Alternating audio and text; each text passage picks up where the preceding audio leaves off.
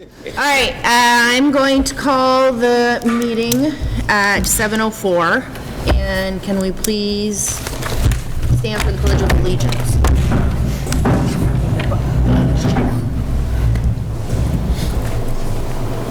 Pledge allegiance to the flag of the United States of America, and to the republic for which it stands, one nation, under God, indivisible, with liberty and justice for all.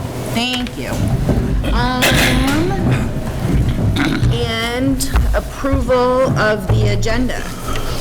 Do I have a motion to approve? I will make that motion. Thank you, Liz. Do I have a second? Second. Thanks, Sam.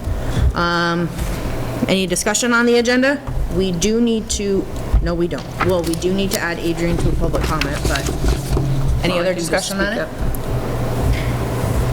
Okay, all in favor? Aye. All right.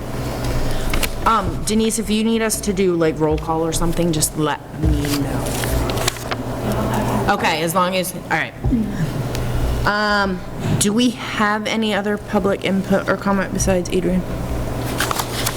Okay. Oh, go ahead. Quick. Okay. At the last meeting I attended on 9/21, I made a comment during a short discussion regarding a bus stop in Rutland City. I spoke about how we may have students who have parents who work in that direction, or even kids who are not living at home, but perhaps couch surfing. I used that phrase without fully thinking of the reasons why a child might not be living in a stable location. I did not give adequate thought to how difficult it is not to live in a stable home, nor to how much effort it would be for a child or teenager to live in such a situation. I would like to apologize for speaking so casually. It was never my intention to trivialize anyone's living situation. And I apologize if anyone was insulted by those words. I've just heard people using them, and I have to say it didn't even dawn on me that it was inappropriate. So I am apologizing. Thank you, Adrian. Thank you. Any discussion on, anybody want to say anything further on anything? Okay, on to the next. Approval of the minutes from 10:05. Do I have a motion? So To amend. okay. The discussion after. I'm looking at 12A.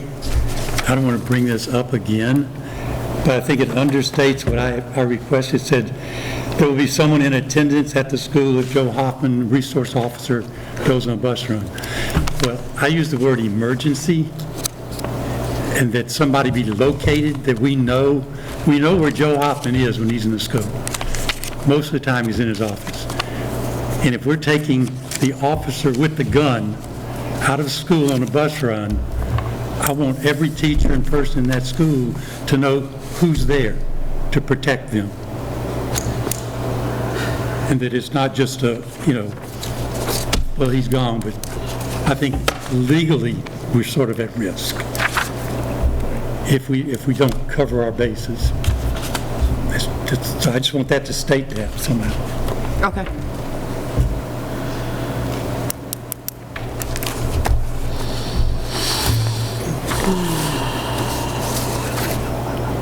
Okay, so can I just, like, Mr. Morton asked if there will be someone in attendance at the school in case of an emergency if Joe Hoffman is out on the bus run? Does that sound? Or not in that day. Or How would you like that sentence to read? I don't know, it came up at the end of the meeting last week, 2 weeks ago, and it came up with, I wasn't thinking shooter, I was thinking emergency, like an obstreperous child running through the hall, and they couldn't find an administrator. Okay. There were administrators there, but they weren't there, Okay. so I'm not blaming administrators. No, and I'm not, I But just want to if know it's how you something would more like it serious to than that, really read. We need to have somebody there that's thought about what we're going to do about it. Okay. I mean, that's all I'm saying. Okay. We can't be caught blindsided. Just a question. And Brian, you can probably answer this as well. Is there a plan in place so that when Joe is gone, that it, and I think it was actually on the Can I agenda. hold it till 7? Yeah. District. Yeah. Yeah. So do minutes now, and we will answer Okay, that question. okay. Thank you. Because from my perspective, it's just, you need to know who you go to. And in some instances, it's not necessarily who you think, you know? So you have to kind of build that stuff in. And I'll be quiet until we get there. Do you want in the minutes to just express that there was, that you had a concern? Is that what you're looking for? Yes. In it? So, Yes. okay, Okay. so, I don't know how to phrase it, but the word concern, That just makes- to show that you are bringing up the Right. issue. That if the officer is not in school, Okay. I think it ups the ante a little bit. Okay. That makes more sense than what I thought you were So saying. can we just add on to the end of that sentence in, I just had it in my head and then I started talking and I lost it. If the school Joe Hoffman is out on a bus run would causes concern for a case of emergency or something like that, If he's gone, the chain of command will follow in case of a school emergency. But it's not really, Not really, yeah. We're not saying what is actually happening, we're saying what Bruce is concerned, like, the Yeah. minutes are what he said, and what he said was being concerned about it. Right. Not a solution No, to yeah. what the problem is. So it just has to say that in there, that he is, I there's did say concern. what Lynn said. Yeah, The teacher should know where to go, where to call, and somebody should be there to deal with the situation. yeah, but don't you think that's too much detail for what should be in minutes? I don't know, maybe, I think it should be. but someone in attendance at school does not do it. Right, and so for a concern in emergency or something Yeah. to that effect. I want That's emergency more- in there. You want the word? So do we maybe just not approve these minutes Yeah, until we'll next not time, right? until- And we can have the minutes, if none of us have a good sentence, maybe somebody else can think of it. All right, so I make a motion to can't, clearly. table the approval of the minutes from 10:05 until the amended version can is move brought on. to the board next meeting. Who's tasked with bringing the proper language? I'll make sure it's in the board packet. Brian and I will Yep. work on this. Do I have a second? Second. Thank you, Sam. All in favor? Bruce? Yep, okay. Tinmouth update.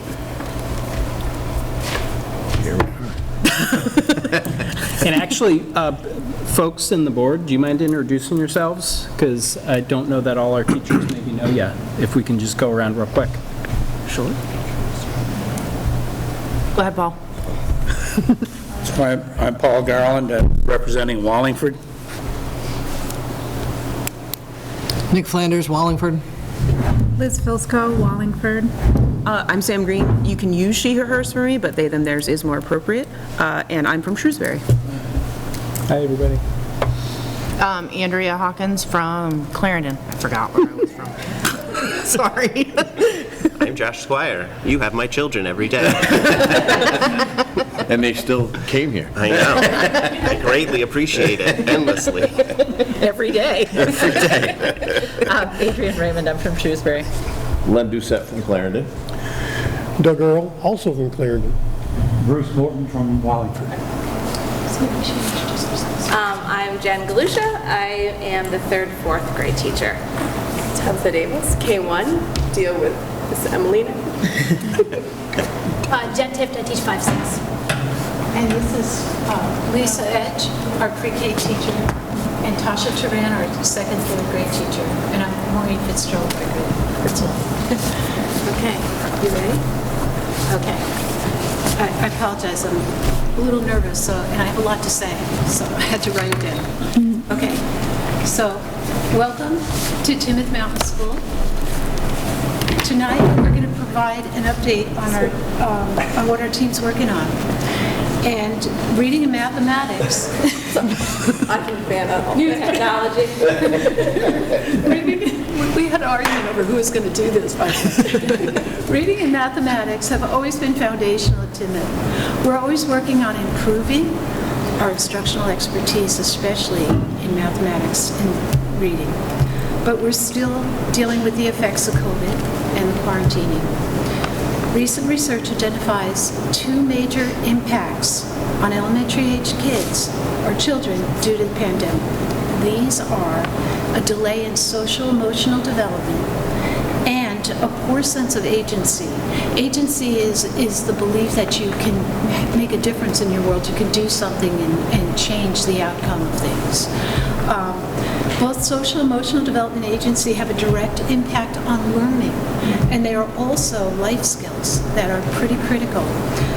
This year, we ramped up our focus on both social emotional development and agency. And by the way, those 2 areas encompass our habits of work. So that's almost like a direct instruction in habits of work. We're explicitly teaching children to learn from their mistakes, communication skills, critical thinking, collaboration, and the importance of relationship. Jen Galusha and Tabitha Davis are going to begin the presentation with an overview of what K through 3 are working on, and then Jen Tiff is going to provide an overview of what 4 through 6 is up to, and I'll conclude the presentation with a brief summary. So. Take it up. I think we have to do it together. Oh, okay. All right. Okay, so every year we formally assess 3 times a year. This is an example of what some of our assessments work looks like. So we're looking at word features. So word features is we're having them read a list of words and do a spelling assessment. And we're not looking to see if they spell the words absolutely correctly, but are they getting like the double S in the word, like messing. Then we are doing a Fontes and Pinnell reading assessment. So we're sitting down with the students one-on-one, reading a book with them, multiple books sometimes, and checking for their accuracy and their comprehension. Are they understanding what they're reading? Are they reading it accurately? Then we're checking their high-frequency word list. So I'm having them read lists of words, seeing how many they know, and moving on from there. This is allowing us to group students by skill level and reading level within our group. So I teach 3rd and 4th, so I'm able to work with 3rd and 4th graders and mix them together.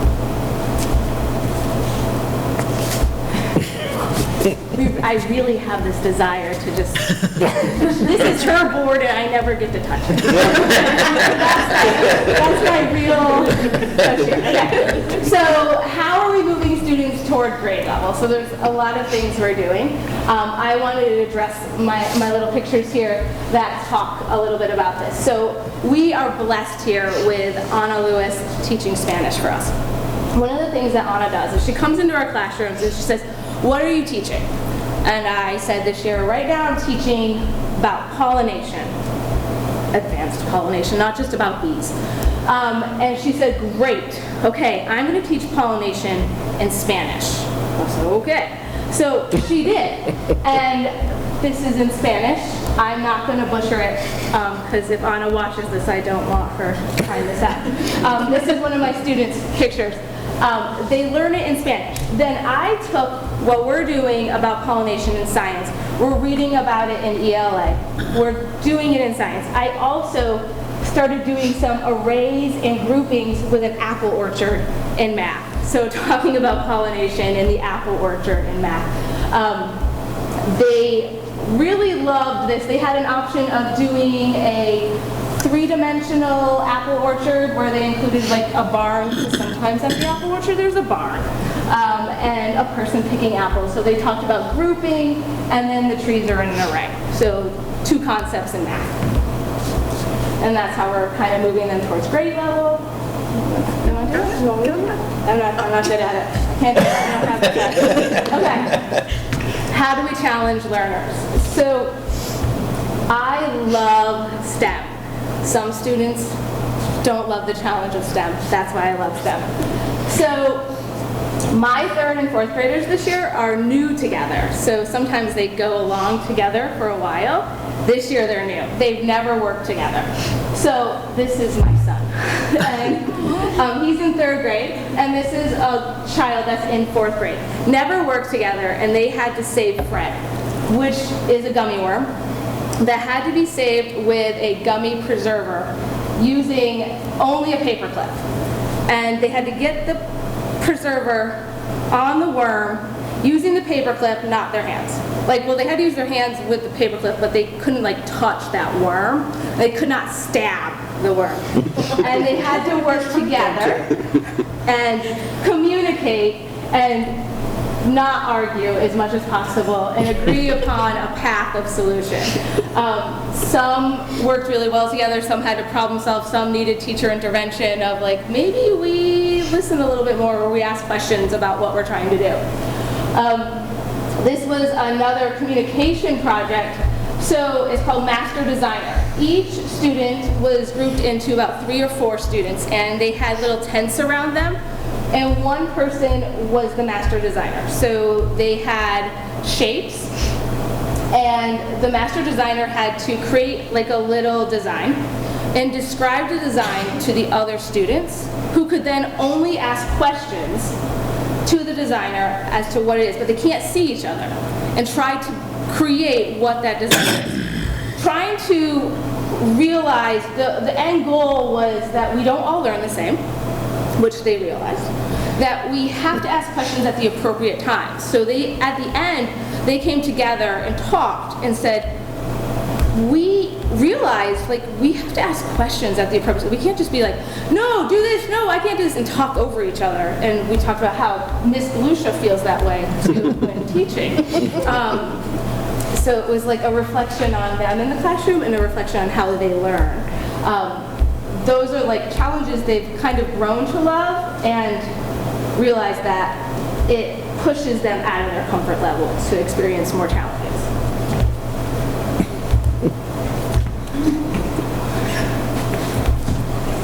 That's you.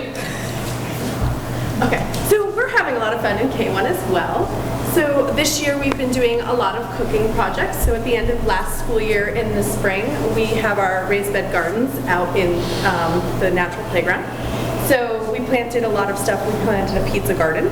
So each week we've kind of been doing something new with cooking in our classroom. And so we've had the luxury this year of kind of continuing with plants, which aligns with our ELA units as well as the Next Gen Science Standards, and have visited the apple orchard and a pumpkin patch this year, and in collaboration with the 5-6, we made apple crisp for the whole school after our field trip to the apple orchard. And so we got to serve it to all of our friends, and then got to bring it over to the community cupboard. So we provided some community service projects to provide for our community. Oh man, I'm gonna get this down. All right. I'm gonna get it down.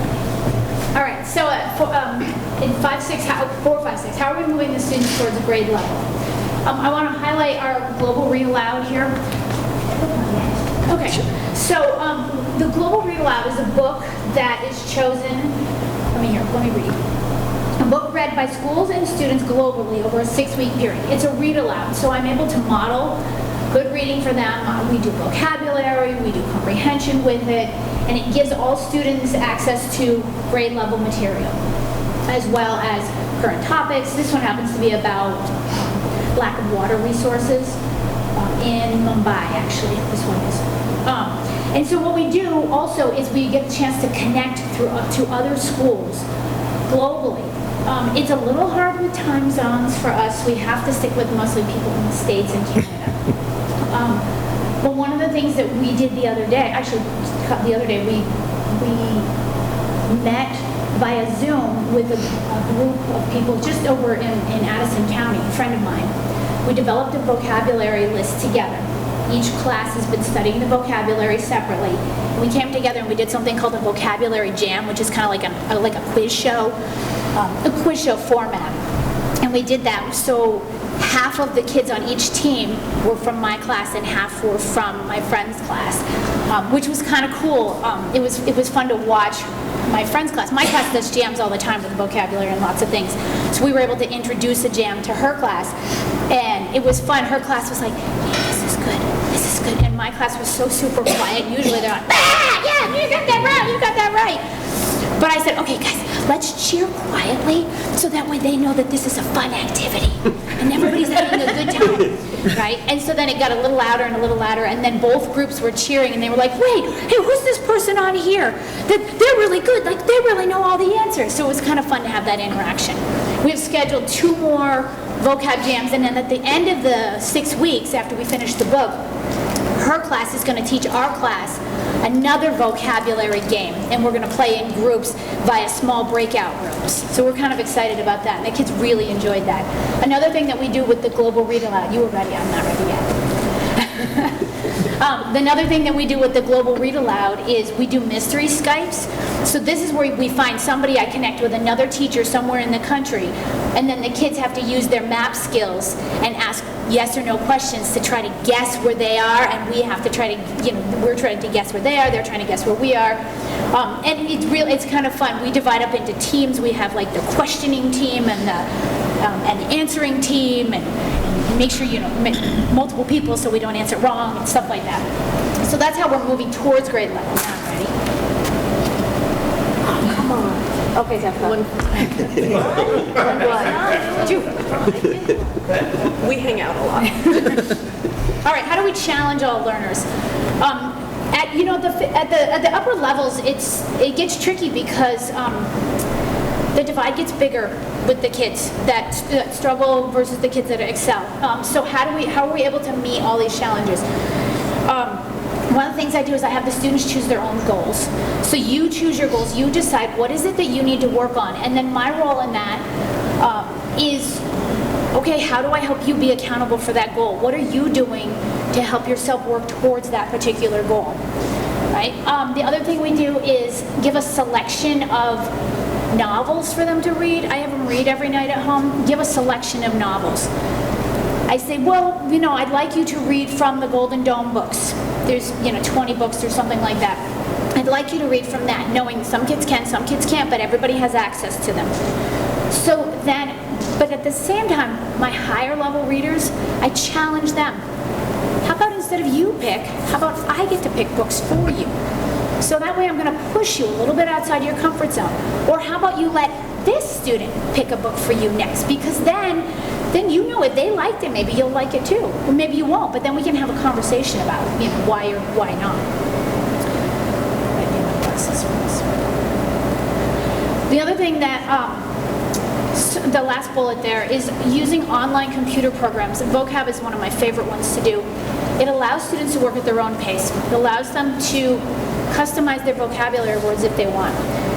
The other thing is I pull data from like the Star 360 and input the data into the math programs that we use online. So if it's like focus skills that they need, the Star 360 will give us like focus skills. So it's this one, this one, this one. You get these focus assignments online. This one, this one, this one. You don't have any focus skills at this level. But here, let's give you these challenge skills to work on. So it gives the kids an opportunity to work on that.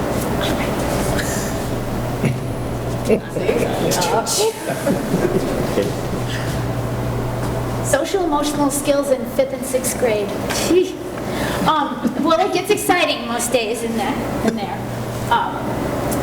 One of the things I do is I use a model from a book I read called Building Thinking Skills in Mathematics. And what they say is have kids in small pods of 3s change their seating assignments every day. So every day they come in, it's a random generator, and it pops up on the screen, and they go to those seats. So they're working with every person in the classroom at some point in time, high level, low level, boys, girls, it doesn't matter. We work all together. And you have to figure out how to get everybody to where they need to be to help everybody out. Encouraging discourse on topics that affect them. There's cheating at recess in a game outside, and that affects all of us. So we have a conversation about it. Okay, and you can call each other out, but you have to be able to learn how to do it respectfully, and you have to be able to say, like, I don't like this because you're doing it this way, and this is what would make it better for all of us. We talk about a classroom structure that's based on respect. So our overarching classroom structure, respect. Okay, well, what does respect look like? What does respect look like when you're walking down the hall to art class? What does respect look like when we are out at recess? What does respect look like in here? How do we make that work? And then outdoor classroom curriculum, critical thinking skills. Those are definitely important.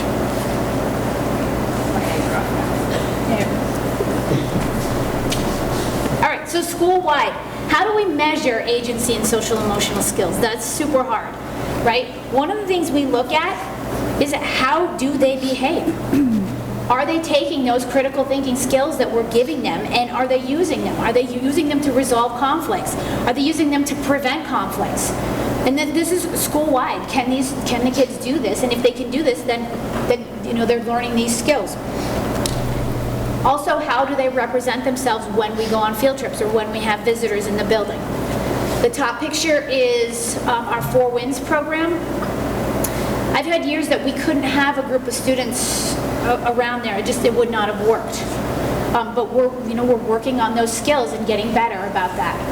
The bottom picture is Starbase. We're lucky enough to be able to go do the 5-week, 1-day-a-week program at Starbase and do a STEM program.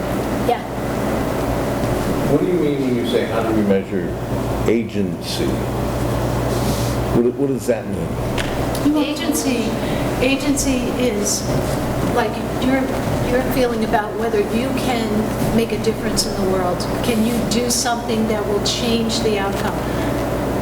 People need food. Can you bake? Can we bake something like an apple crisp and donate it to them? Can we do a food drive? Things like that where you're actually interacting with your community, whether it's our local Tinmouth community or the town itself, to make a difference, to help with a problem that we all share. Yeah, I just had...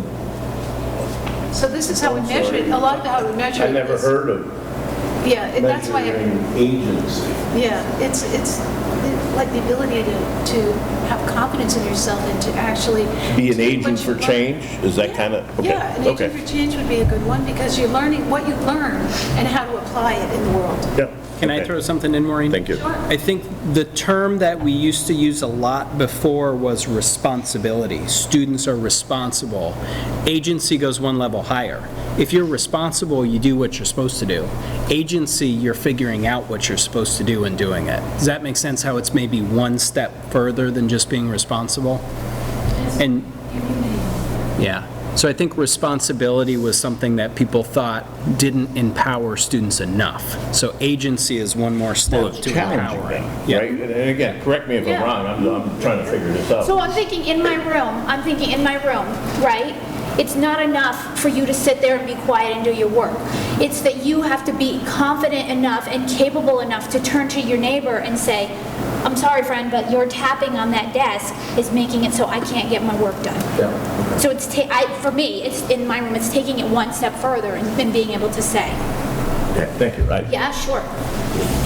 Old school here, so I don't understand. So that was the end of it. It's how do we represent ourselves when we have people here and when we go out, because it's not enough to just be in this building and be good at what we're doing. We have to be able to carry this out further. I talk to the 6th graders all the time. Like, you got to go somewhere else next, and you don't want to be that kid that can't do that. Let's be these kids who can do that. Yep. So you're really pushing them.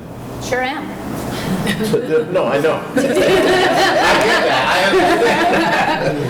that. But Ken's you're really really good at that. pushing them here to be agents of change. Yeah. Okay. That's our hope. And I'm not trying to diminish anything here. I think it's great. I really do. I would like to qualify that agents of positive change. Yeah, positive change. Yeah. Stopped. Okay, so back to me again. Okay, so we're creating strong connections within the school community. So awesome thing about Tinmouth is that we have Roundup every Wednesday. I don't know if you know what Roundup is, but Mr. Nelson and Pastor John come every Wednesday and do this whole school-wide sing-along with us. And we sing. We talk about the things going on in school, so we make announcements. So, like, recently we had, what did we have? Student council. Thank you, student council elections. So we announced the student council members. We celebrate birthdays. Anything that's happening with like the seasons, Nelson likes to talk about. We sing the town song.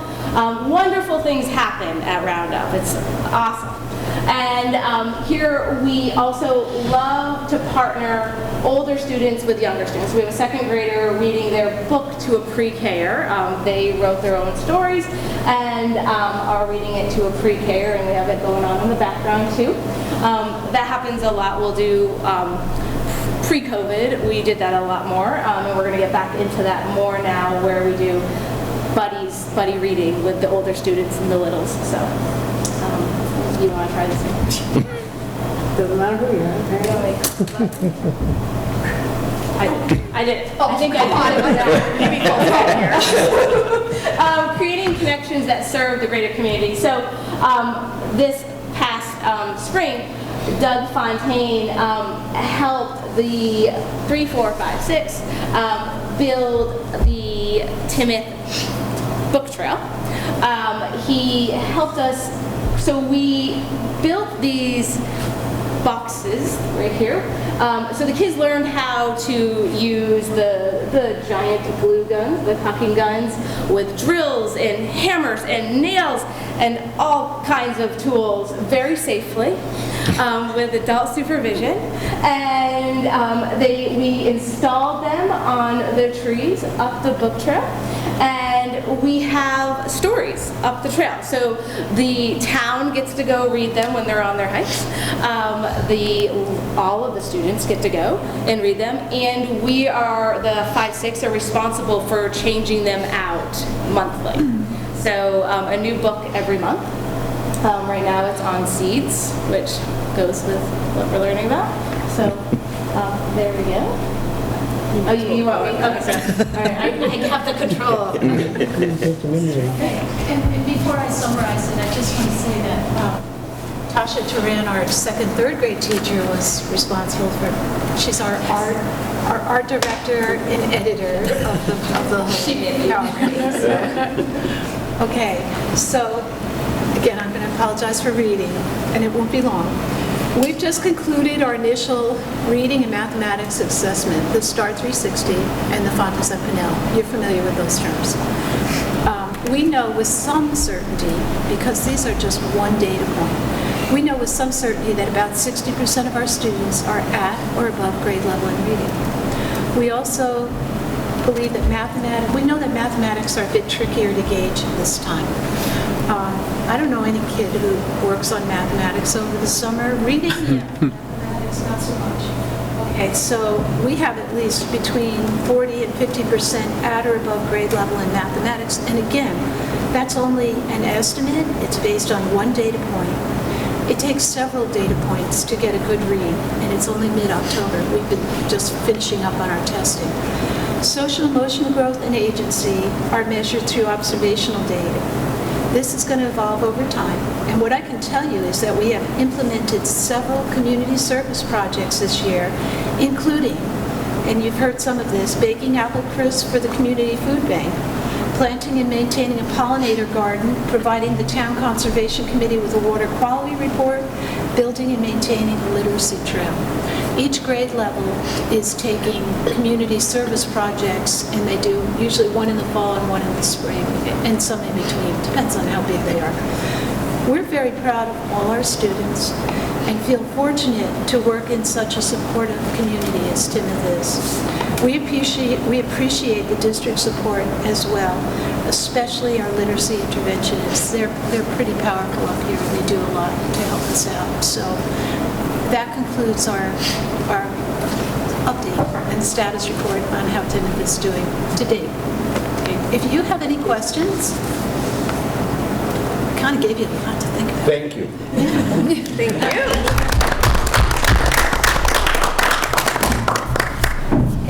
And I'll say something similar to what I said after we heard the middle school team speak. We have wonderful educators that I think you saw tonight. They're figuring out where our kids are. They're figuring out what they know. They're figuring out what they don't know. They're putting in some pretty concrete, solid strategies to try and address those areas of growth. And they're tracking progress. They're setting goals and they're measuring how far they are along getting towards those goals. We may be doing a lot of hands-on work, but there's definitely grounding in math and ELA and doing that hands-on work. And I think an incredible theme of that presentation was, we're not just talking about social emotional needs with students, we're connecting them to the community and giving them a sense of purpose and belonging. And I think that's huge hands-on work to do that. So It's also nice to see some Mill River graduates still doing good stuff, you know? She didn't even know what you were talking about. And you can all stay as long as you like, but we know you have a lot to do, so you can scoot too. Thank you. Thank you. We didn't hear you. I mean, it's weird. My I still bedtime recognize people. Yeah, exactly. My son was pretty convinced that he just was going to move here. You know, he started preschool and he was like, I think I'll just stay here for the rest of my life. So, definitely. If it was only that easy. Yeah, he was like, the teachers live there, right? It seems like it's sometimes. They never go home. For me, it's neat to see that. That carrying on. Yeah. You know, there's something there that community, that connection.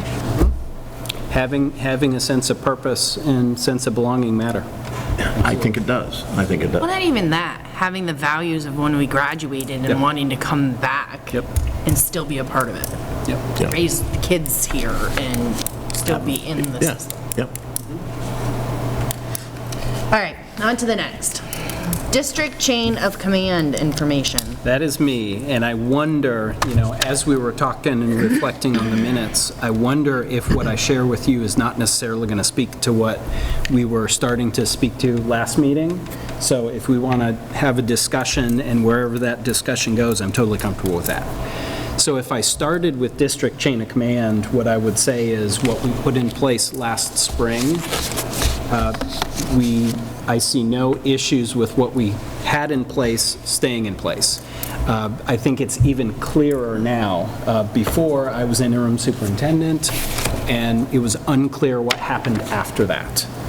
So we had put in place a scenario where Jody, director of curriculum, because she was a licensed, she held the superintendent's license, she would be next in command. Well, now we actually have a formal organizational chart. She's the assistant superintendent, so I think there's complete clarity there, that if I'm not available, if I'm not able to fulfill the duties of the position, Jody would be fulfilling those, based on title, based on her position in the organizational chart. After that, we had Coral and Tyler. And we had both of them because Coral was a district licensed administrator, but did not hold a superintendent's license. Tyler actually held a superintendent's license at the time.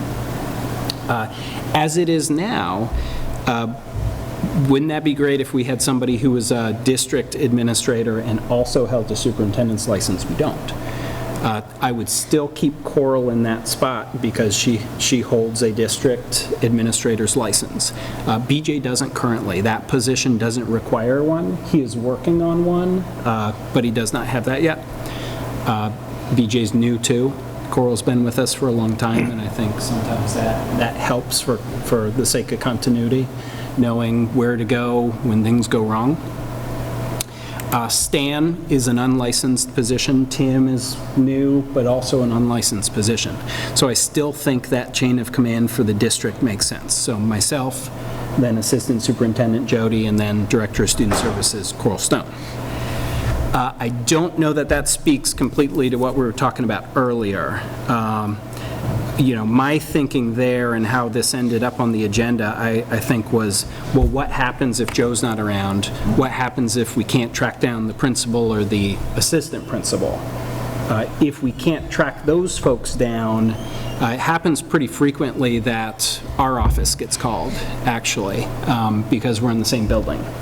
So from the building standpoint, the most important spot there is that front desk office. Mary Bride is normally there, and folks can call up to Mary and all sorts of things all day long. You know, if it's a custodial need, it almost always goes through Mary. If it's a emergent custodial need. So if you say, oh, my light switch is a little funny, let me put a work order in. Somebody will get to that when they're able. Oh, a kid vomited in the hallway. We need to get that cleaned up immediately. Almost always you're going to hear Mary Bride on the radio looking for a custodian or doing an all-call looking for a custodian. So if Mary's out, that's a spot that we cover where other spots we might not. So our business person covers there sometimes, our guidance secretary covers there sometimes, but there's somebody there answering that phone.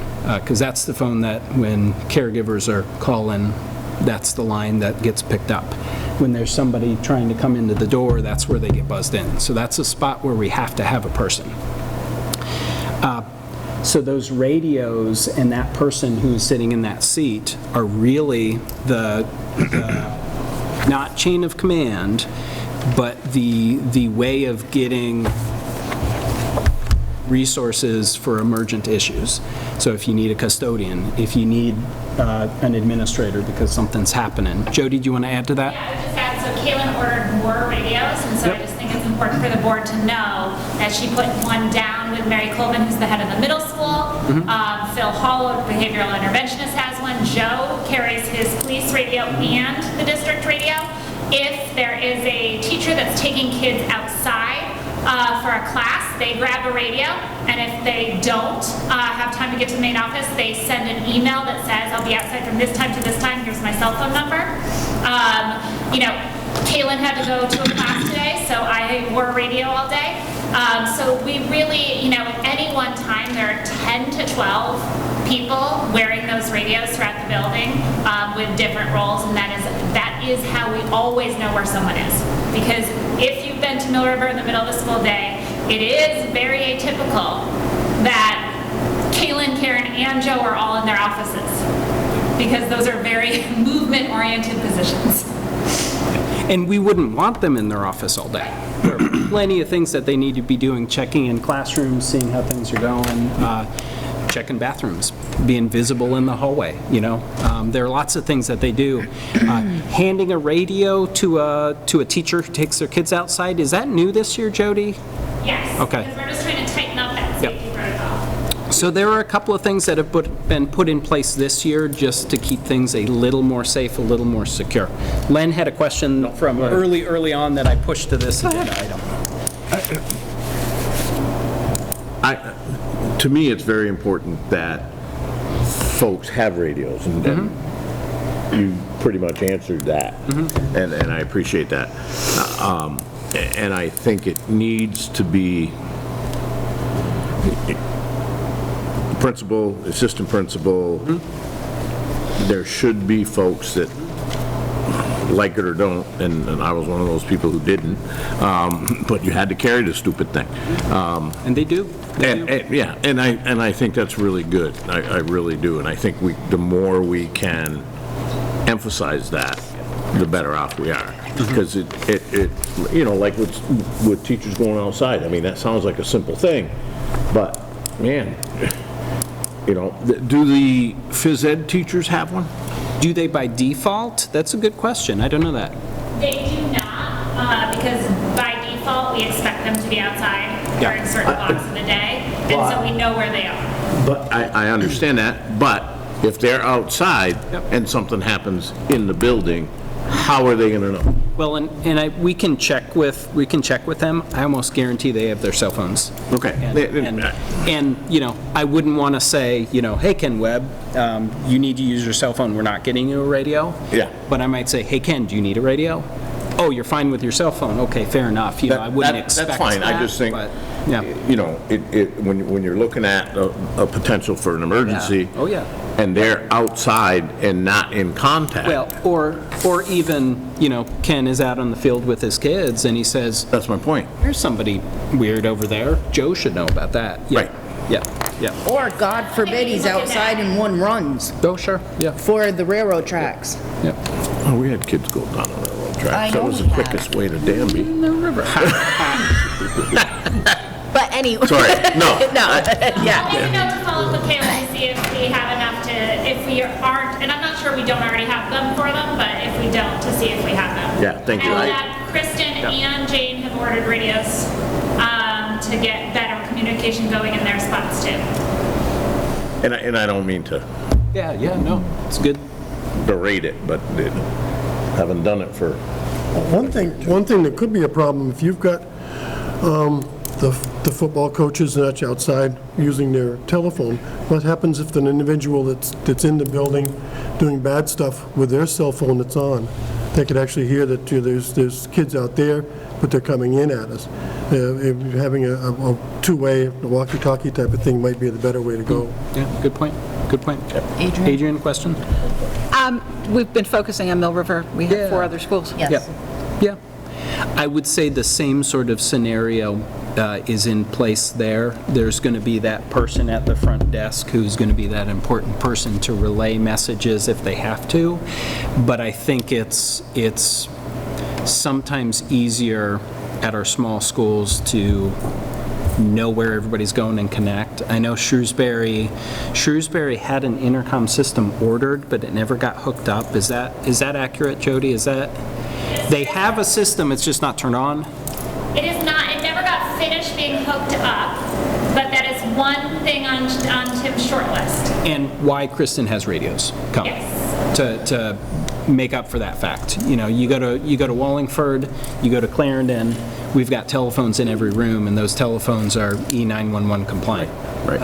But Shrewsbury, But who do they we know call? that's a need. What? Do they just call their office and hope somebody's there? Yep, absolutely. Well, you said they have phones in the rooms, but I didn't. So they know can who. call that front desk. Yep.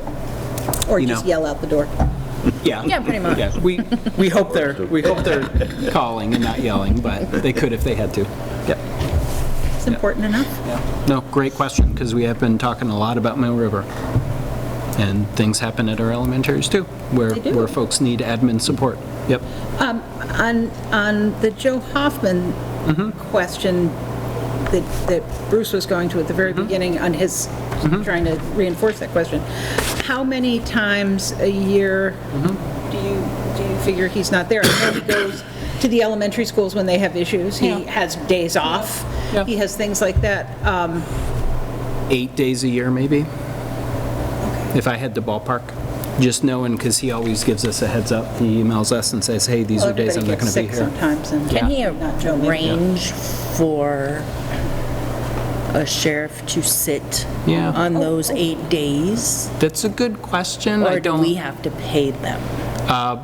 His contract is with the police department.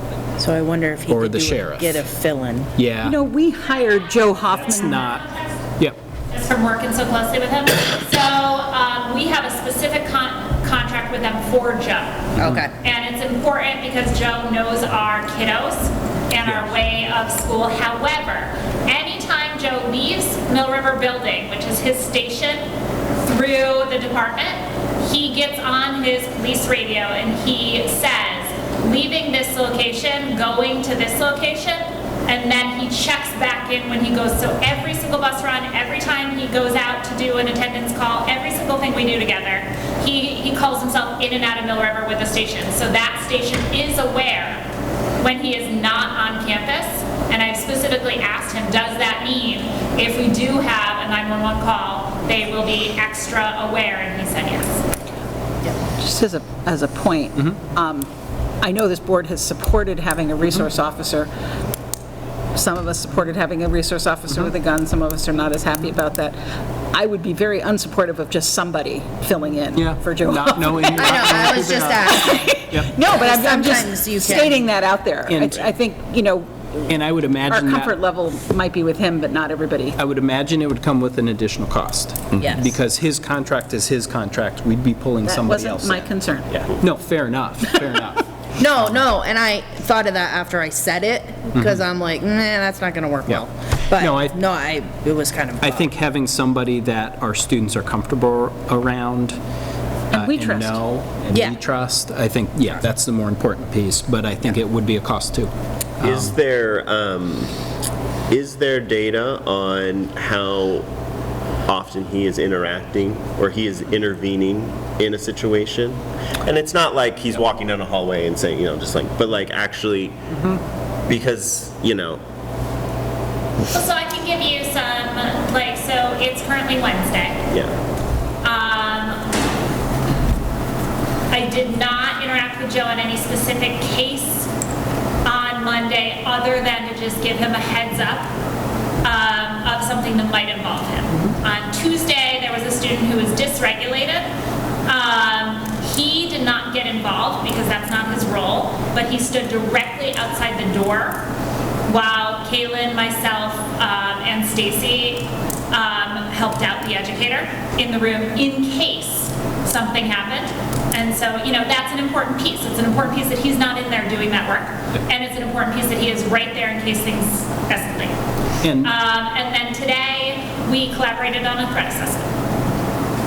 So, 1 to 2 things a day, but not direct intervention, but just presence and communication. And every darn day, he's in the cafeteria with kids during lunch, so even if he's not interacting in an official capacity, like Jody was saying, those maybe 1 or 2 incidents a day, he's interacting with kids, he's building relationships, he's visible. I think it's some of the intangible pieces are almost more important than the data points of when he officially becomes involved. But I would second that, because I have 3 students, 1 in the middle school and 2 in the high school, and they interact with him maybe not on a weekly basis, but at least every other week. So it's not, hey, you've done something wrong, but it's, hey, Joe, how about this? And they talk a little bit, but they at least know he's there, and I can go to him for something. Yeah, because I think it's on the side of, how comfortable are we with, especially if somebody else is in the space, is how many of us would like a police officer in our jobs around us every day? And I would love it, but that's my job. Yeah, and it's. But we know where you live, work. And I know. There's always a potential for escalation when escalation doesn't need to occur. And as long as, and I think one of the reasons why we support it is because of the particular person who is in that role. And is not looking for escalation. Right. And so, yeah. That's a key. Yeah. That's a key, because it can escalate very quickly if you have a person who wants to make sure that the kids know they're in charge. And if It's just one person sticking their chest out and going, what? And it's all over. Or even just, And if we had a person there that made students feel less safe, we'd have a problem. We have a person who makes most of our students feel more safe. I'm not going to say all of our students, because there are some of our students, I'm sure, that do feel uncomfortable having somebody with a gun there. Well, he's law enforcement. and I think the students know that, unfortunately, know that a gun comes with being a police officer. And Joe... Taser and everything else involved. Joe is typically at the building early in the morning. He's typically there, 7 or before. He does his bus run, and when he does his bus run, there are very few kids in the building. His bus run comes in when the majority of the kids are coming into the building. So it's not incredibly ideal, but from when he's done with his bus run and the majority of the kids arrive to when he is leaving at the end of the day, that's when kids are in the building. And I think that's the most important part.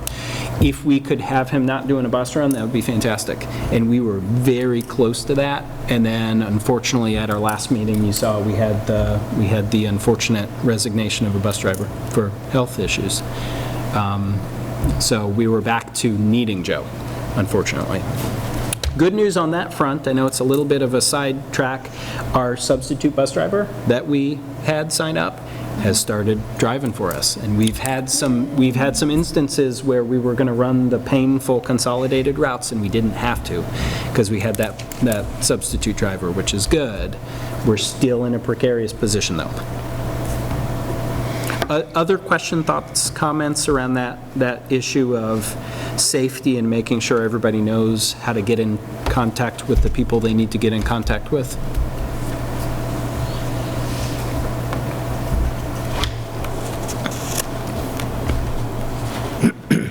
All right. If we're ready, we'll move on to strategic planning update. And that is me again. I was going to say. So I have some good answers to some of the questions we asked, which is great. My favorite one, partial surveys, responses are recorded. So as we're crafting this effort to get some community input, staff input, student input, if folks just get done halfway through, we do have those responses, which that I think is fantastic. I got input from the board, thank you. We sent it out to the staff so that we could get staff input in a similar sort of way. So I've gotten that staff input. I actually closed that survey today and was talking with a couple of teachers about what we were seeing as trends there. I have started putting together the surveys, and it's looking like the staff survey is going to be about 13 minutes or so. The teacher survey is going to be about 20 minutes. They recommend 4 to 6 topics. That's what they say is the best length for a survey where they see more completions. The staff one, I actually have 7 topics right now. And I went and I talked to some teachers to say, hey, you know, they really only recommend 6 at the most, and it's about a 21-minute survey now. What do you think? Is 30 minutes reasonable so that we can get more information? You know, I mean, I appreciate that our company is telling us statistically they're going to get more responses if you do 4 to 6, but if I've got our local people saying, I do a 30-minute survey, I would, and we know that if people stop after 20 minutes, we still have their input. I'm kind of leaning towards adding a couple of items to the staff survey, because the folks I talked to thought that it would be a little more important to get the information than to worry too much about the length. For the community survey, we have 5 topics, 14 minutes. I really don't want to push that one as much. I think our staff are going to be a little more invested in, they're going to have the time and be invested in a way that they can complete it. They're at school, they have Wi-Fi, they have devices. I think the barrier is a little lower. Some of our community members, if you're trying to take it on your phone, I don't want to push that limit as much. So I think 14 minutes for those 5 topics, I think seems to be what the company is saying is the sweet spot for getting responses back, and it does give us enough topics that we can get some good information back. Again, great that we can get partial survey responses. So where we are now is continuing to roll on this and have something out by the end of the month, which is what we had on our timeline for strategic planning. So we're on track mostly. I have a sense that November and December we're going to slow down. I think we're going to miss our timeline a little bit. I think budgeting is going to take a little more of our time and effort and work, and maybe the board's time and committee's time. But I think having this survey out will put us in a great position, even if we end up a month behind on strategic planning. We've got time. An interesting piece of research that I remember coming across was that when people set timelines, how often do you complete the project within the timeline? Almost never. But it doesn't mean don't have a timeline. It just means be realistic and be flexible and hit that goal, be comfortable with doing what you got to do to flex to get there. Budgeting, I do think, is going to be, it's been good work, but I think it's going to be more work than anticipated. So I wouldn't want to shortchange that. Questions on any of that update?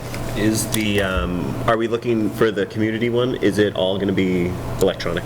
We are going to make paper available. Okay. We are. And we're going to try and set up some spots where the community can come and get those. And that's where I had asked a couple of board members, hey, what are some good community spots where we could try to do this? Interesting theme was post office.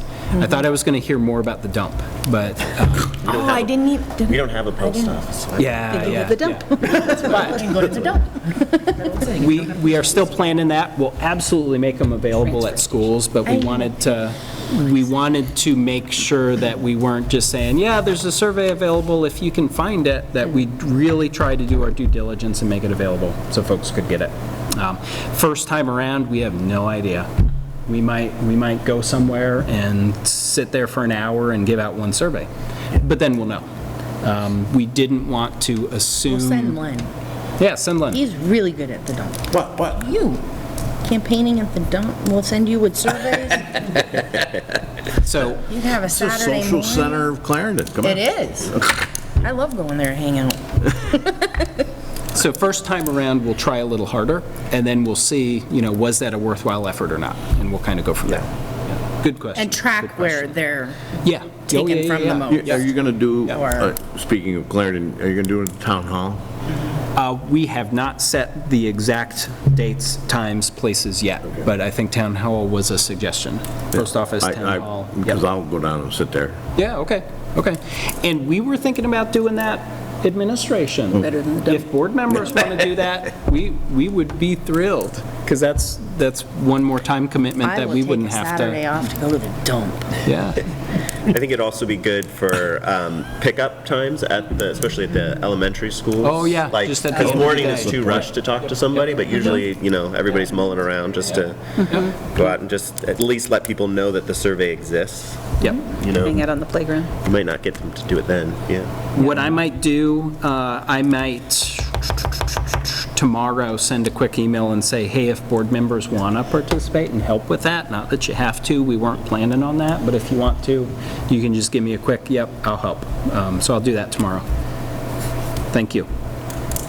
Other questions? Kids on the dump. Come secret here. Don't drop off every day. So it doesn't matter. Other questions? It's good. Yeah, go see my Henry. Thank you, everybody. VSBA Annual Meeting. So I sent everybody, late, but nonetheless sent, a link to the document that the VSBA put out that had all of the bylaw changes, and then the resolutions that are coming up at the meeting tomorrow, actually. Has anybody looked at them, had a chance to look at them? It looks like the editors, they really want to make things more slim and more, like all the mission statement, the vision, like everything got Yes. much more streamlined and Yes, readable. and clearer and Yeah. less, yes. Focused was the word I thought of. Yeah, Which there was you go. good.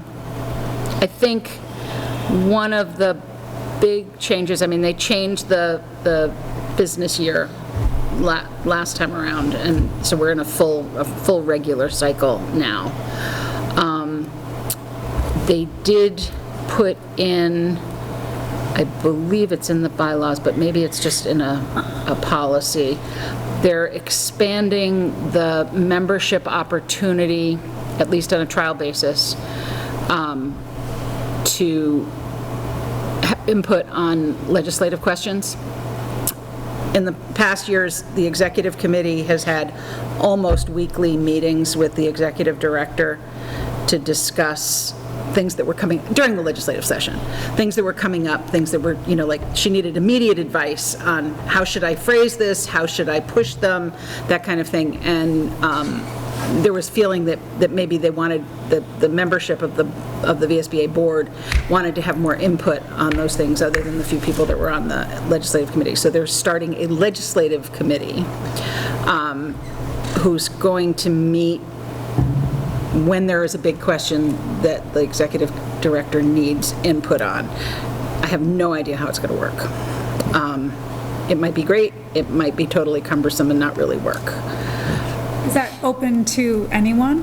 The VSBA meeting? The legislative committee? Yes. You have to be on the VSBA board. Okay. To be part of the legislative committee. And should have run at the regional committee. Well, hold on a second. I'm just wondering if you have an alternate. You don't, do you? No, we don't. Because there's two from each region. Who's the other? Yeah, so you. I forgot who the woman is. It's right, hold on. Another woman. I got it. Would you maybe, when things come up, brief us? Would you get input from us before, if there's a legislative thing? I would like to say yes. I mean, if possible. I was going to say, it usually happens, Sue Siglowski is frequently called the day before, or certainly maybe given a couple days before she's asked to give testimony. And sometimes she's giving testimony to 3 and 4 committees in one day. So yes, if I have the opportunity, I will be happy to send something out to this board for input. If possible. I mean, to be perfectly fair, I should be sending it out to everybody in the Rutland region if I'm going to do that. And I'm not sure I'm going to do You're also the representative. The other, So if that's not workable, you are the representative. No, I understand that, but I mean, that's one of the changes that they're trying to make. Does anybody have any other questions on the bylaw changes? Does anybody have any particular? So, the streamlining is fantastic. The only thing that stuck out as odd to me is the fact that they got rid of goals. oh, Quarry Valley. I think they got rid of them in the bylaws. That doesn't mean they've gotten rid of them. Placed as a process instead to be looked at instead of an overarching. There you go. So it says VSBA Board of Directors will annually review and revise established goals. Right. As deemed necessary. Right. Established goals will be made available to membership. But it doesn't say, like before they had 1, 2, 3, 4, 5, they just eliminated it and said they'd do it, but it didn't say where or how or... Well, I think because they didn't want to have to amend the bylaws every time there was a change. That, I think, is the reason. Just Whether stuck you out- agree with it or just- not. Just stuck out as odd to me. No, I get it. I wasn't actually on, I mean, I was involved with the review, but I wasn't involved with writing the bylaw changes. So I'm not sure what the Outside of that, I actual like rationale is. streamlined and smaller and easier to read and... Yeah, I think it was time to take a look at the bylaws and sort of clean them up a little bit. So, anybody else? Okay, we can go on to the resolutions, which I'd love to have a little more input on. I mean, so we have, oh, actually, it's true, it does have another, I don't see who the other person is for Rutland Region. Lisa Miser? Yes, it is. From Quarry something? Valley. Yes. Yeah, Quarry Valley. It's a whole bunch of districts Yep. put together. So the resolutions are written by districts and submitted. We've submitted some through the years. We haven't had any this year, or we don't have any this year. Missisquoi Valley School District, there's a bunch of whereases, which gives you all the reasons why they're making a resolution. But what you have to look at is, and what is actually voted on is the be it resolved part. So their be it resolved is that the General Assembly should require the Agency of Education to identify and propose new models of funding and governance structures to improve the quality, duration, and access to career technical education in Vermont. And they actually ended up withdrawing that. So I'm assuming that we'll still, I don't know if we're going to vote on it or not. If they withdrew it, I think it's gone, but I'm not absolutely positive. They also submitted another one. The General Assembly should provide an additional mechanism in both 16 VSA 492, 706, and 24 VSA 832 that the school district or other municipality may choose to provide suitable crime insurance coverage in lieu of a blanket bond. And they withdrew that one too. Why? Are they? Because the enactment of Acts 166, 176, and 179, which went into effect. So, and then Burlington had a couple of resolutions. And the VSBA advocates that the Vermont legislature allocate funds to assist school districts with PCB and radon remediation, including districts whose contamination was discovered prior to the legislation and irrespective of costs covered by capital bonding. Now, you can all understand why Burlington made that resolution. Imagine that. Yeah. But they're going to collect big bucks from Monsanto, so, Somehow that's gonna work. we'll see. The resolutions, no, it's fine. I mean, it was obvious to everybody. I mean, they have a huge problem. I mean, it's, you know, you can't blame them for wanting to share the pain. And other We all might schools feel the may, pain. and Right. we don't know Right, we yet. just haven't been tested yet. The only reason they knew ahead of all of us was because they had to do their testing before they started their building. Right. The board recommendation was passed as a regular resolution. So there's a regular resolution which continues, and then there's a, Continuing? Yes, continuing. Like their next Right. one? So the continuing resolutions will stay until we get rid of them. And regular resolutions will be for that legislative session and would have to be brought back up again. So I'm assuming we're all feeling kindly to Burlington and that we would approve that, but anybody? Yeah, I feel bad for them. Okay. And you never know where we're going to be. Long road to that. I mean, just know. knowing how many wells Everybody's- don't work in Bennington now and stuff like Right. that because of it. Well, that's not PCBs, that's the Teflon stuff. Yeah. That's a whole different issue. That's the PFAs. It's chemicals that are messing us up. And they are, you know, you find out these things years after That you. was Missouri. Had radioactive. Yes, they had material. bomb residue. Yeah. I mean, for good grief. They had to, no, they had to 20 close down times, an 20 elementary times school. yes. Yeah. They just found it. Yeah. It's like crazy. Wow. So their next one, be it resolved that the VSBA advocates that all rules, regulations, policies, quality standards, reporting requirements, and laws regarding public schools in Vermont must apply to any school that receives funds from the statewide education fund for any reason or for any purpose. So the recommendation was this pass as a continuing resolution. This is a hugely controversial one for anybody that has private schools in their district. So I imagine this is going to have a lot of conversation. Yes. I'm wondering why the VSBA has not advocated, and perhaps this needs to be brought up as a resolution, but wouldn't the solution be to define the purpose of the education tax as being exclusively for public schools? Well, but that does bring you to the situation of like all the historic academies. They are not public schools, they are private schools. They get the preponderance of their funding from the public dollar. Okay, so. Like, people at Burn-Burton would not be happy with what you just said. Okay, so, and then also, wouldn't a solution be to mandate that every Vermont town designate a school? I'm not sure how that, no, keep going, because I don't understand how that solves the As opposed to having problem. towns with school choice. Designate a public school. They'd rather not.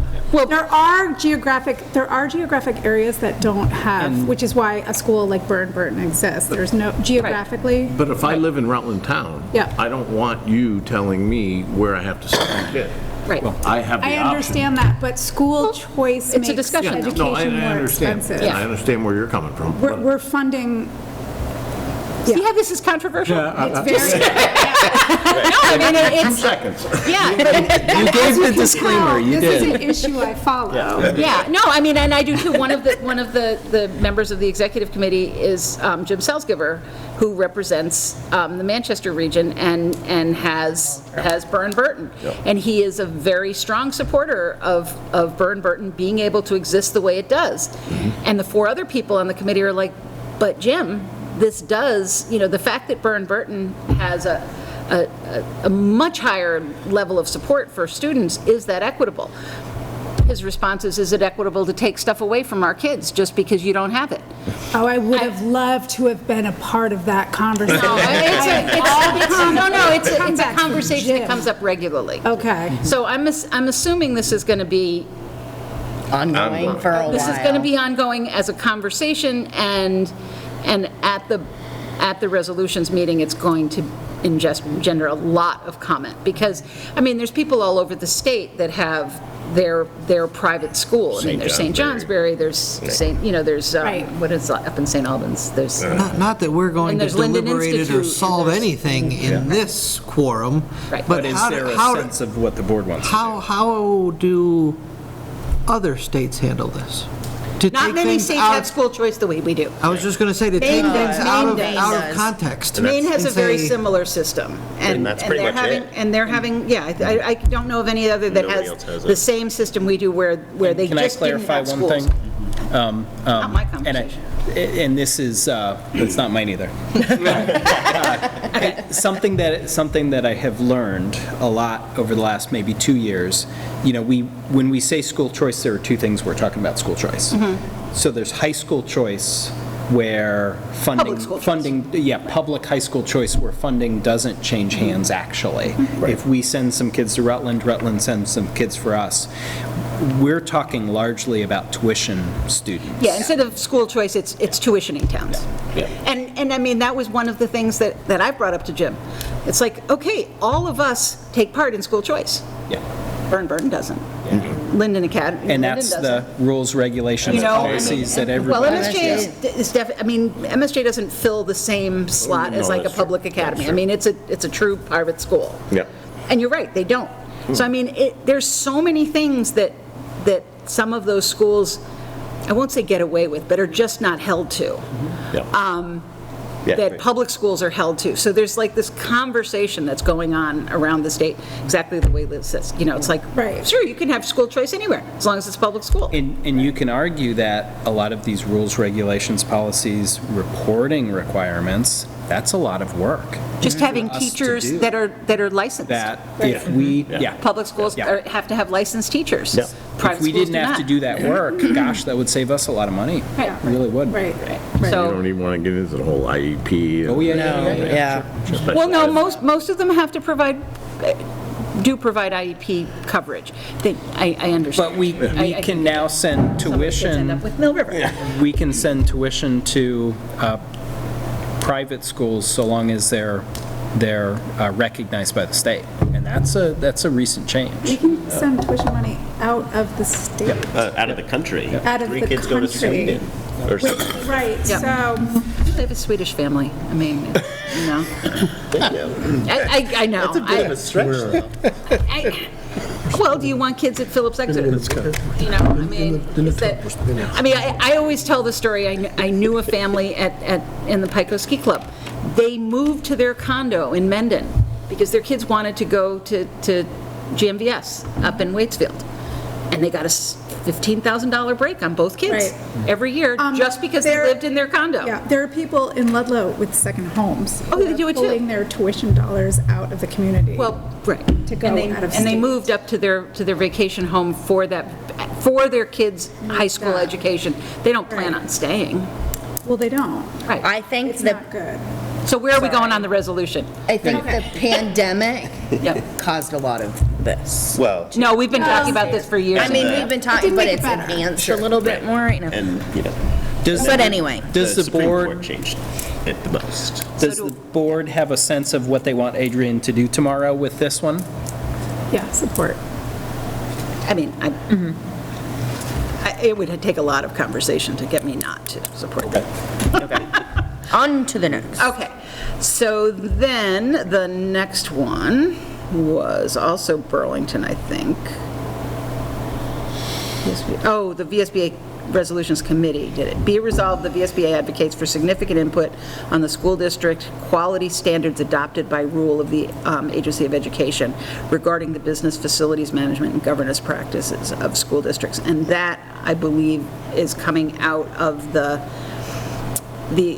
Agency of Education's desire to have governance practice standards and facilities management standards, and to do all of those things, and then to put them on boards across the state.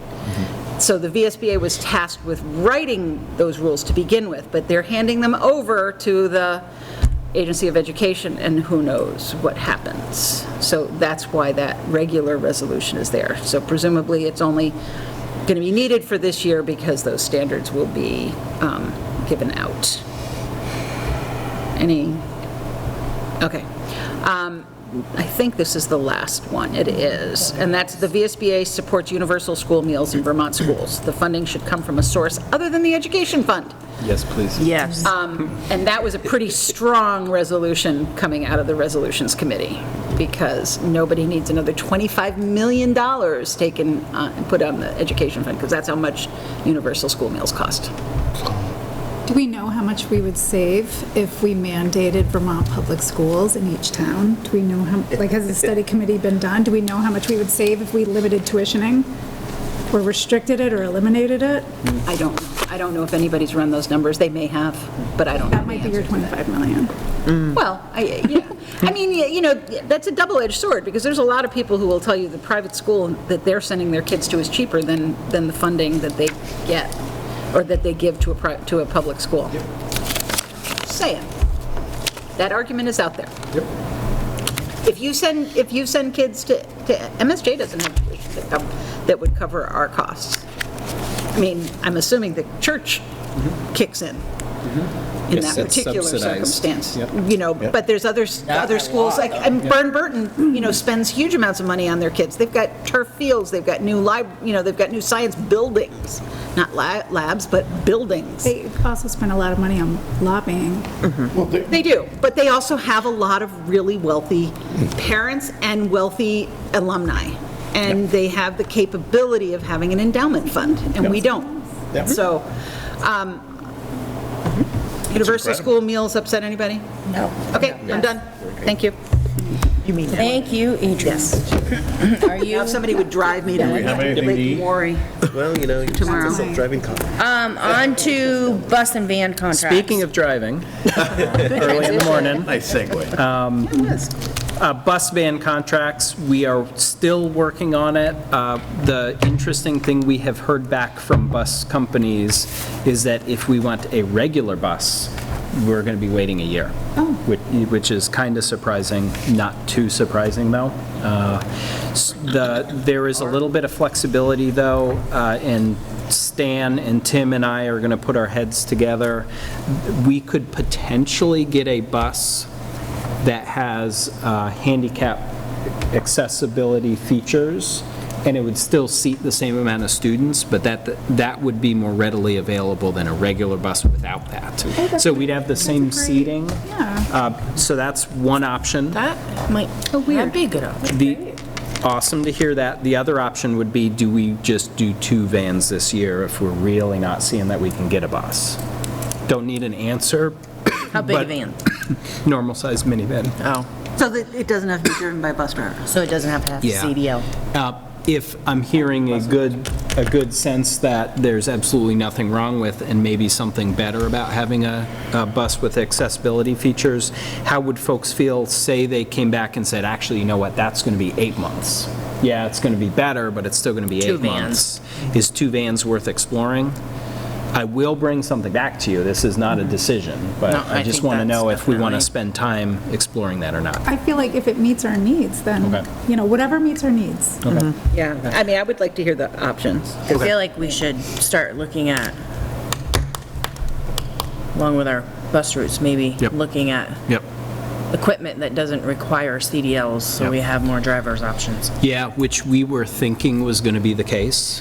We're finding that that may not be the case, because you're still looking for somebody who's going to drive for an hour in the morning, an hour in the evening. And So would you be using those vans as actual, like, real, Oh, yeah, regular absolutely, transportation? Absolutely, but we are struggling to find drivers of the vans now. So when we talk about needing to transport a student who might be in Rutland, to get a van out to Rutland and back, we're struggling to find people. Are we paying people bus driver rates to drive, $5 an hour. in addition to whatever else they're doing? Well, a bus driver rate's about $25 an hour for a sub-bus So whether driver. they're driving a Van or bus. minivan or, And you just don't need the CDL, but we're struggling to find people. I think it's still part-time work, and it's piecemeal work, and it's... And it's And we- awkward part-time work. and we can't have, does it not correspond well to teachers in Paris? Nobody there wants to do it? No, because they've got a busy day, and they don't want to be running. Now I come in when kids I come in, and understand. I just say that because I don't want to get folks' hopes up thinking that vans are a magic solution.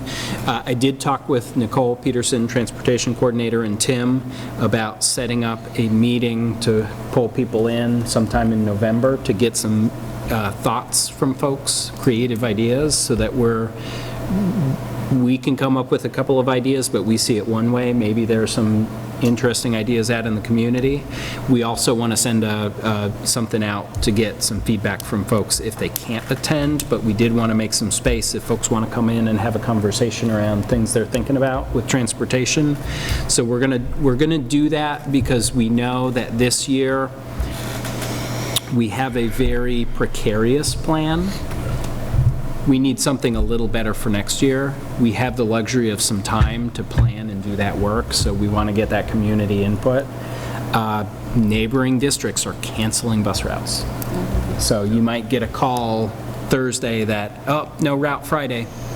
If your child does not make it to school, it will be an excused absence, but there will be no bus, which is...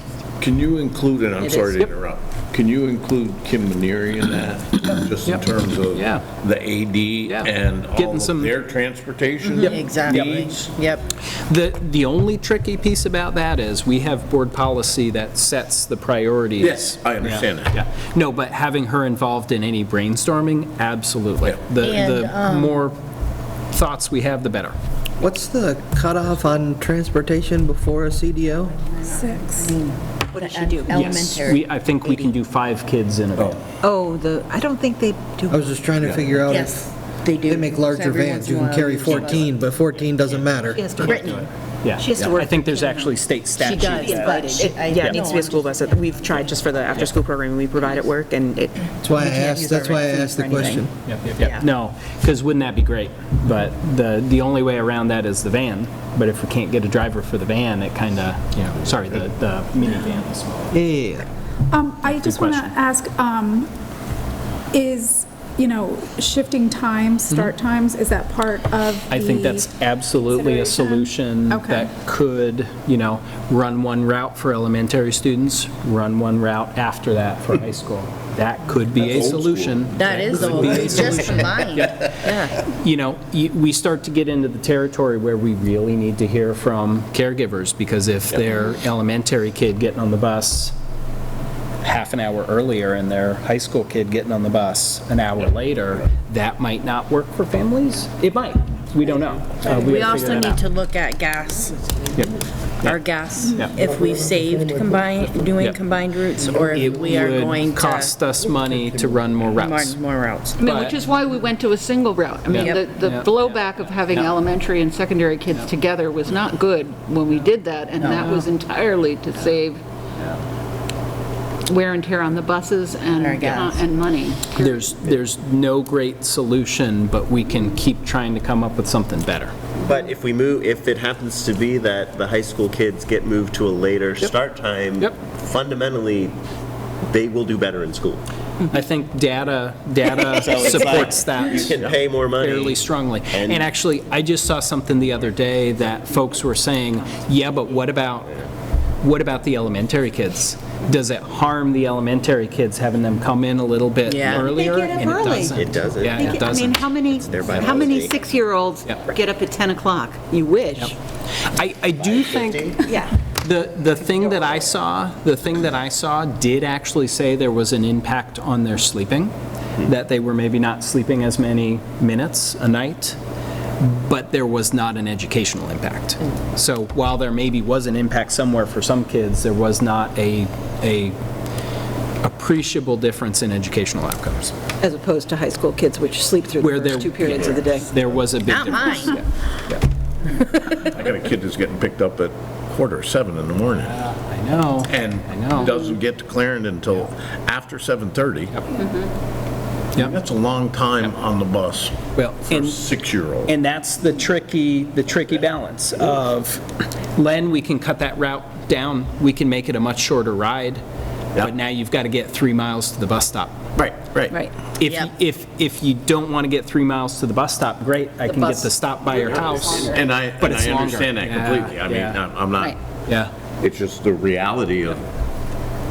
I mean, or we could be like the Midwest, where they just, they have combined schools now, and they've had them for the last 40, 50 years, and everybody's on the bus for over an hour a day. I mean, per morning, and I mean, my stepsisters used to get on the bus at 6:30 and didn't get home till 5:30. That was their school day. Ongoing conversation. I'll be bringing more Yes, of that to you. definitely. Absolutely. Not anything. I do appreciate hearing thoughts, though. Thank you. Love to hear some solutions. Yeah, when I have them, I'll share them. Okay. Be great. All right, so on to committee. Personnel is first. Hi there. Hi. And you're getting up, moving around? I have to because my legs are cramping. Oh, me Okay. too. How about that? We did not plan that. Well-timed. No, we did not. What I'm giving to you is a copy. You gotta bring your own, Cushion, I know. You know what's sad? I don't have a cushion. That But I can bring it. I sent to you, a couple of weeks ago and asked for any input by I have one. Thank past you. Friday, and receiving none, which is fine. Who did you send it to? I sent it to everybody. Yep. It was right. I sent it to all the board members. And so, what I would like to do before we get to Brian's piece is I would like to make a motion that we accept the superintendent evaluation as it is. I've made a couple of changes. If you look at Cluster 3, ethical leadership, I crossed out some stuff there. Cluster 4, board governance and policy, I just crossed out something there. They're minor changes. So, just for my sanity, I would really, I second your motion. thank you. You're welcome. Discussion. I thought you meant this. Oh, no. I'll just say that, it's taken a while to get to this. Yeah. But it's And nice. I think it looks good, which is Thank you. why I didn't respond. No, and that's fine. I'm not, Just said it looks good, but, yeah, it looks good. Thank you. well, thank you. BJ has helped me a lot. I have to say that on camera. He has. He's been tremendous in terms of putting this together, and I think it's in a format that is usable. And in my conversations with Brian, I think moving forward, we have some ideas of what we want to do. Process, yep. And so this will work for now. Come spring, and one of the things that Brian and I have talked about is getting input from lots of folks in terms of, because it's kind of unfair to it's October and, okay, we're going to evaluate Brian. Give me a break. That just doesn't make any sense whatsoever. I will take feedback. I will take Yes. feedback. Yeah. Yeah, that's a separate. Yeah, and I think that's what we're going to look at going forward is let's get some input from a lot of folks, a lot of different folks, and not just the board, but administrators and all of that. And this is very much based on the evaluation that is being used for the administrator. So I think we're trying to build something here that will go on much longer than Lenny's going to be around. So that's all I'll say. And can I just clarify something, Len? Because I saw it in the online version, but I don't see it here. Were we still interested in having this be kind of like a PLP where Brian presents to us the ways in which he meets and maybe exceeds? You're absolutely correct, Liz. Okay. That, I had BJ take it off this. I have another one that will have Brian's Gotcha. input. And that's what I think you shared with us. Yeah. And Yeah. goal setting, mapping out what we're going to do to reach those goals so that it's not just, well, how's Brian doing? But Right. have I actually done the work I said I was going to do? Right. And did I do it in a way that was worthwhile or not? Well, and I think that conversation has been ongoing between Brian and I. And I'll just say, in all of the positions that we have filled this summer and fall, it has been very open and involved lots of people who are better equipped to do the evaluations of these folks. You know, and Liz, I talked to you tonight, you know, we're looking at hiring a new after-school coordinator. Well, you're the board member. There's going to be another group of, and Carrie's involved. You know, there's 4 or 5 people. Brian and I sat down and kind of went through them on School Spring, but then it's left up to people, which is where it should be. And I appreciate... We trust our folks. Yeah, and I appreciate Brian sharing with me, and I have to laugh because Brian and I get together, and it's sort of like, oh, yeah, we agree. We have the same notes, generally, yeah. Well, I mean, I've said this to Len a lot of times, but who wants to hire a terrible person? Nobody does. But then there's this fear that, well, if you let other people make the choice, you know, they're going to pick somebody terrible. I don't know. I don't have that fear. I trust our people. Yeah. I trust that our people want to work for good people, so they're going to hire good people. Yeah. And I agree. And I say that in appreciation of Brian being open and being willing to share, which I think helps a lot.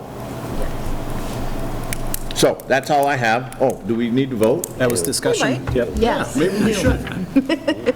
Any further discussion? All those in favor? Oh my gosh. More to the point, why is she leaving the keys? I can sleep tonight. I looked at that too. So, do you want to talk? Yep. Have a really good applicant that I have offered the position to, you know, pending board approval. So I told her that I was going to bring her to the board for this contract. This is to fill the administrative assistant position that Ann Dages has vacated. No, I'm okay, thank you. Her husband actually works for a company that is nationwide, and he's relocated to Rutland. He grew up in Rutland, is my understanding, or in the area. So she's somewhat familiar with the area, and that relocation caused her to leave a place where she was doing great work for a large school. I included a reference with you for that. So I would ask the board to review this, and I would ask for a motion to hire. What is she going to do? She's taken over for Ann Dages, who has moved on. And I will make that motion. I'll second it.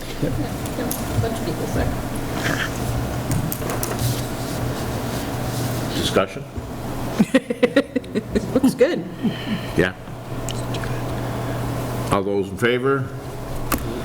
Opposed? Awesome. Abstain? There you go, the Personnel Committee is done. Thank you, everybody. Okay, so on to policy. Has everybody been able to read F5 for the first read?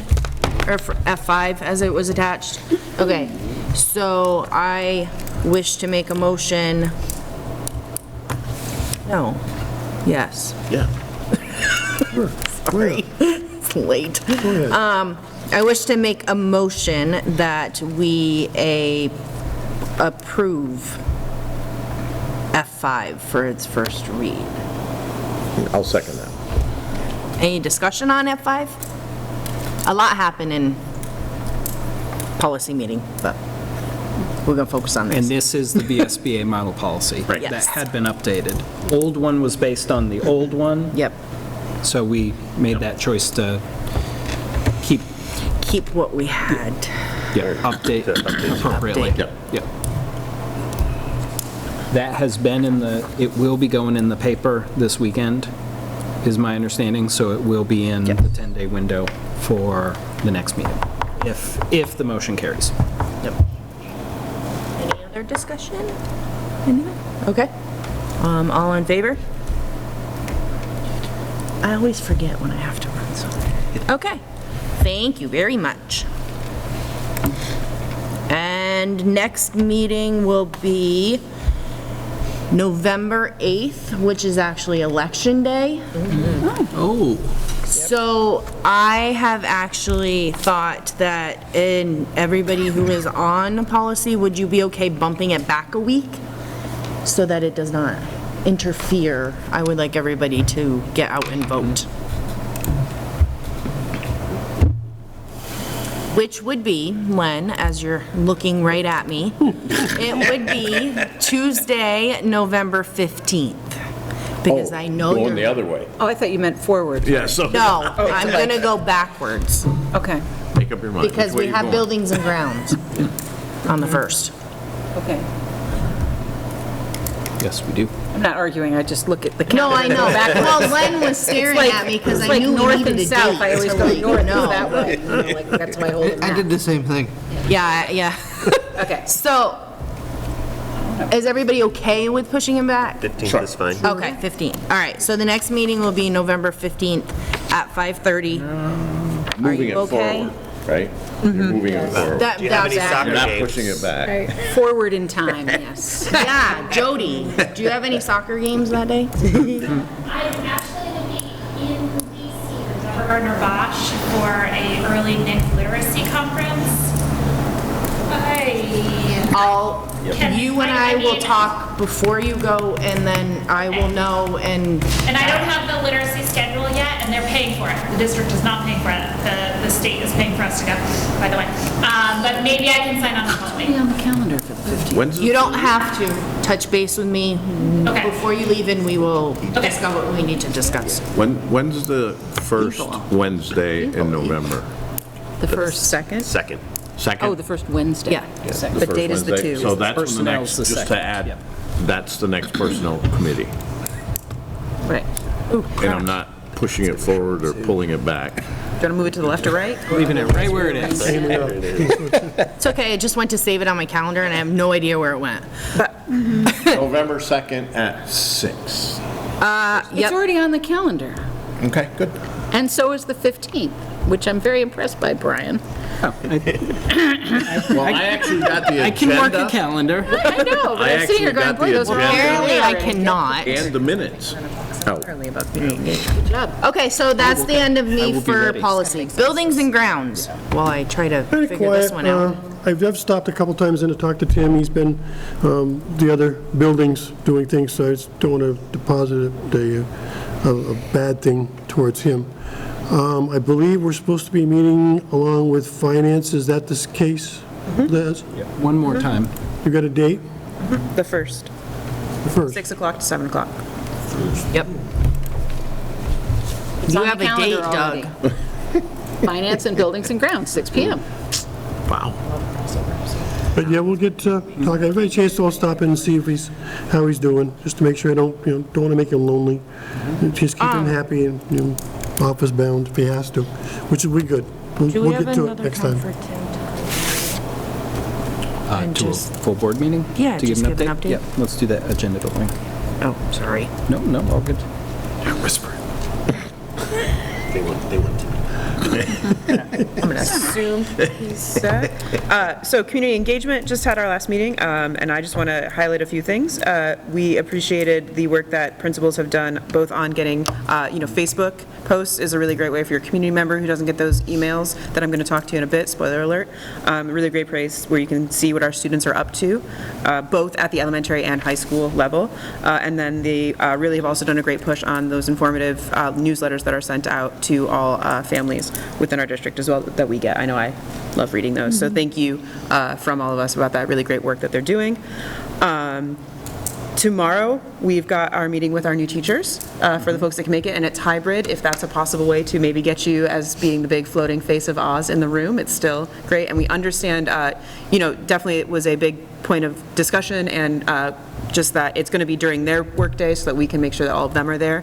Super knowing that that means that some of us can't physically be there, but those of us who can be will super be representing you. Thank you so much for your trust in us and making them feel welcomed. And it was noted that this isn't, the only time we're going to get a chance to see them. I was really excited that we already started talking about planning for Teacher Appreciation Week, which is in May. So we're already trying to think of, forward to the spring when we can all engage with each other. So, and then we've discussed kind of looking at how community conversations can live in a, post-ish COVID world.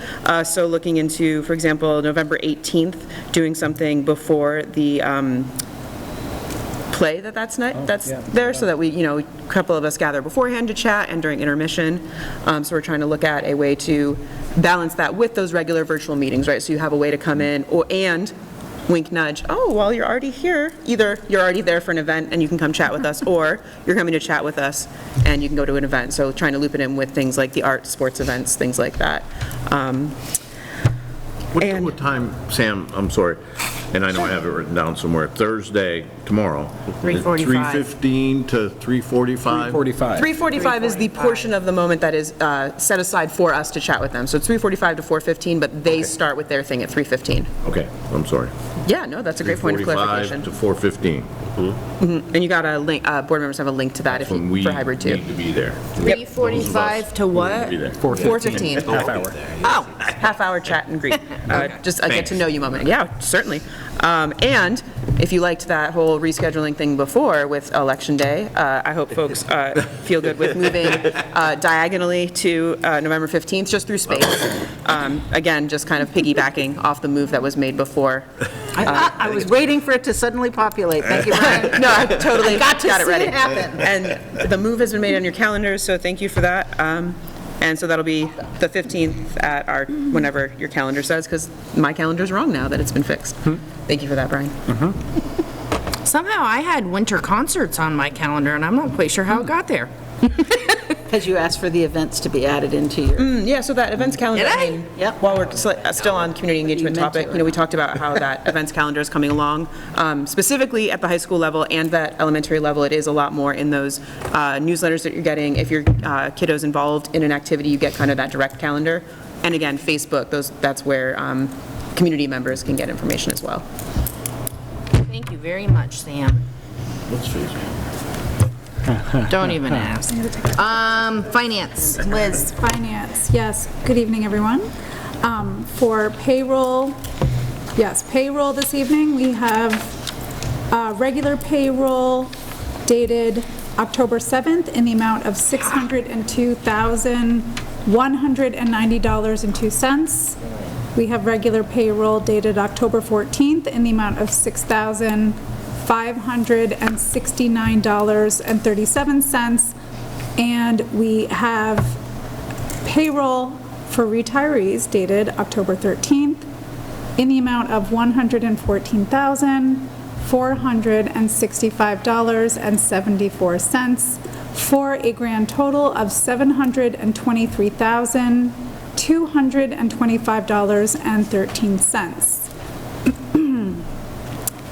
For accounts payable, we have a pay warrant in the amount of $399,930.65. We have a pay warrant in the amount of $520.78. We have a pay warrant in the amount of $3,934.77. And we have a pay warrant in the amount of $7,164.21 for a grand total of $411,550.41. From our student activity accounts from Mill River, we have a pay warrant in the amount of $1,603.60.